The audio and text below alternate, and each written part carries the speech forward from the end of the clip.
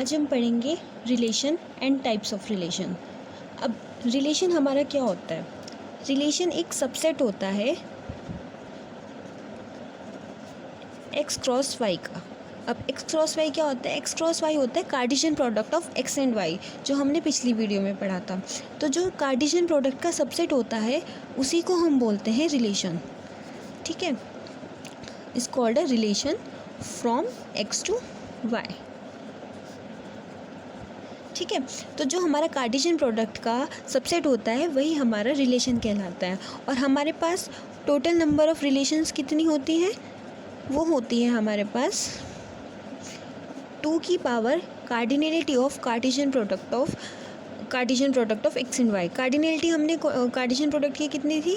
m into n, मतलब कि x की कार्डिनलिटी इंटू वाई की कार्डिनलिटी। तो ये हमारे टोटल नंबर ऑफ़ रिलेशंस होती हैं। उसके बाद आती है हमारे पास टाइप्स ऑफ उसके बाद आती है हमारे पास बाइनरी रिलेशन। बाइनरी रिलेशन क्या होती है? बाइनरी रिलेशन क्या होती है? कोई भी सबसेट होगा, एस है हमारा, वो सबसेट है ए क्रॉस ए का, मतलब कार्टेशियन प्रोडक्ट ऑफ ए का सबसेट है हमारे पास एस। तो वो हमारा बाइनरी रिलेशन कब होगा? अगर फॉर ए बी, जहाँ पर हमारा ए बी ए में बिलोंग कर रहा है, तो देन ए कॉमा बी बिलोंग करेगा। कोई भी रिलेशन बाइनरी रिलेशन कब कहलाएगी? अगर हमारे पास एस सेट है, वो कार्टेशियन प्रोडक्ट का सेट है, और वहाँ पर हमारे पास 2 एलिमेंट है ए के एलिमेंट से ए बी। तो अगर वो एलिमेंट्स ए बी हमारे सेट एस में ऑर्डर्ड पेयर की फॉर्म में बिलोंग करते हैं, तो वो हमारी रिलेशन एस क्या होगी? बाइनरी रिलेशन कहलाएगी। और टोटल नंबर, और इसको हम ऐसे भी लिख सकते हैं, A related to B, A S B, मतलब कि इसको पढ़ा जाएगा A is related to B. ठीक है, उसके बाद नंबर ऑफ़ बाइनरी रिलेशन कितनी होगी? नंबर ऑफ़ बाइनरी रिलेशन हमारे पास होती है 2 की पावर n स्क्वायर, क्योंकि यहाँ पर था x into Y, X cross Y, मतलब 2 एलिमेंट्स थे, 2 सेट्स थे, एक की कार्डिनलिटी m थी और एक की n थी। तो यहाँ पर तो लेकिन एक ही सेट है a, तो दोनों की सेम ही कार्डिनलिटी होगी। अगर इसकी n है तो इसकी भी n ही होगी। तो यहाँ पर m इंटू n हुआ था, तो यहाँ n इंटू n मतलब n स्क्वायर। तो हमारे पास इसकी उसकी binary total number of binary relation कितनी होगी? 2 की पावर n स्क्वायर। उसके बाद आता है types of relations. Types of relation, पहला आता है एम्प्टी रिलेशन। एम्प्टी रिलेशन क्या होता है? अब हमें पता है फाई जो होता है वो हर एक सेट का सबसेट होता है। तो अगर वो सबका सबसेट होता है तो मतलब वो ए बाय ए का भी सबसेट होगा, मतलब ए क्रॉस ए का। और अगर वो ए क्रॉस है मतलब कार्टेशियन प्रोडक्ट का सबसेट है, तो मतलब फाई क्या होगा? रिलेशन होगा। और फाई अगर रिलेशन होगा तो हम उसको बोलेंगे एम्प्टी रिलेशन। ठीक है, उसके बाद आता है हमारा आइडेंटिटी रिलेशन।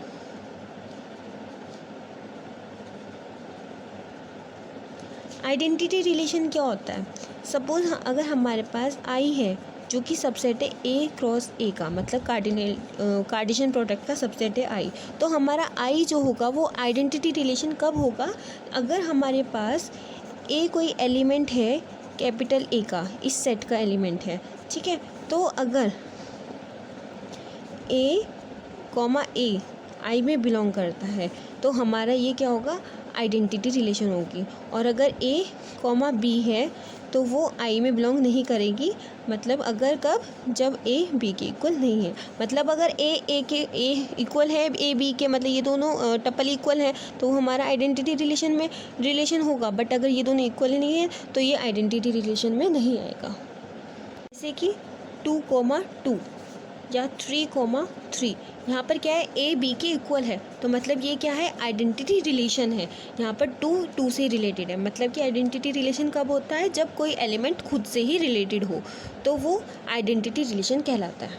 उसके बाद आता है हमारे पास रिफ्लेक्सिव रिलेशन। रिफ्लेक्सिव रिलेशन क्या होता है? अगर हमारे पास कोई सेट एस है जो कि रिलेशन है ऑन सेट ए, मतलब कि इसको हम क्या लिख सकते हैं, a set S is relation on A. तो ये सेट है, एस जो है रिलेशन है ए पर। तो इसको हम, इस सेट को हम रिफ्लेक्सिव रिलेशन कब बोलेंगे, अगर इसके जितने भी एलिमेंट है, इफ़ एवरी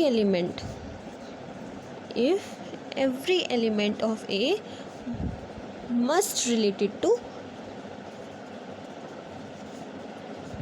इटसेल्फ, मतलब कि जितने भी एलिमेंट है सारे के सारे खुद से रिलेट होने चाहिए। मतलब कि that is if for all A belongs to capital A comma A belongs to R, मतलब कि सारे ए के लिए हमारे पास ए खुद से रिलेट होना चाहिए। मतलब कि अगर हमारे पास ए है 1 2 3, तो हमारे पास सेट रिलेशन में 1 1 2 2 3 3 ये सारे होने चाहिए।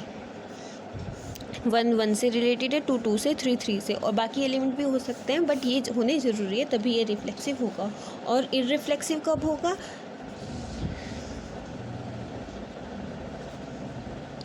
इररिफ्लेक्सिव होगा ये तब अगर यहाँ पर सारे ए बिलोंग्स टू ए के लिए हमारे पास ए बिलोंग्स टू ए नहीं एग्जिस्ट कर रहा रिलेशन में।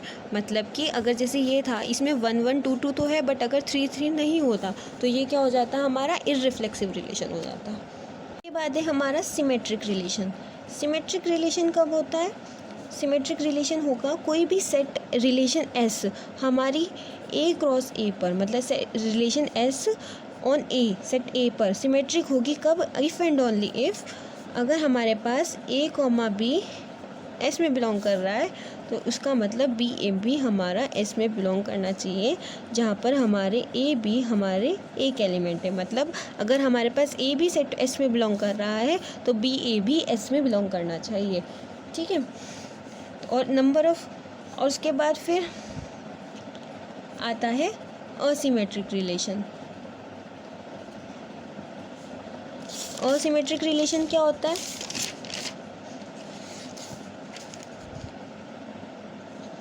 अगर हमारे पास ए बी एस में बिलोंग कर रहा है तो हमारा बी ए एस में बिलोंग नहीं करना चाहिए। अगर हमारा ए बी बिलोंग कर रहा है एस में और बी ए एस में बिलोंग कर रहा है तब तो वो सिमेट्रिक होगा। बट अगर हमारा ए बी एस में बिलोंग कर रहा है, मतलब ए रिलेटेड टू बी है बट बी रिलेटेड टू ए नहीं है, तो वो असिमेट्रिक होता है। उसके बाद आता है एंटीसिमेट्रिक।